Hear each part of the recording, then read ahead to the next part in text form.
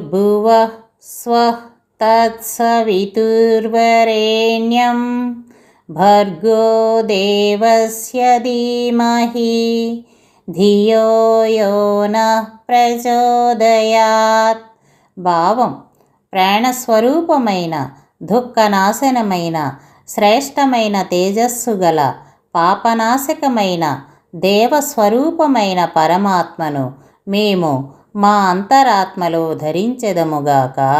ఆ పరమాత్మ మా బుద్ధిని సన్మార్గము వైపు ప్రేరేపించునుగాక. మందబుద్ధి, వక్రమార్గంలో నడిచేవాడు, అస్థిర బుద్ధి కలిగిన వాడు కూడా గాయత్రి మంత్రజపంతో విముక్తిని పొందుతాడని వశిష్ఠ మహర్షి చెప్పాడు. నేను ప్రజలకు చెప్పనిదేమనగా, దీర్ఘ సాధనం అవసరం లేదు. చిన్నదైన గాయత్రి సాధన చేసి చూడండి. గాయత్రి జపం వల్ల సిద్ధులు చేకూరుతాయి.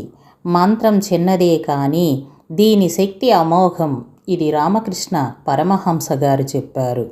గాయత్రి మంత్ర నిరంతర జపం రోగ నివారణకు, అత్యున్నతికి ప్రయోజనకరం. స్థిర చిత్తంతో, ప్రశాంత హృదయంతో చేసిన గాయత్రి జపం కష్టాల నుండి గట్టెక్కిస్తుందని గాంధీ చెప్పారు.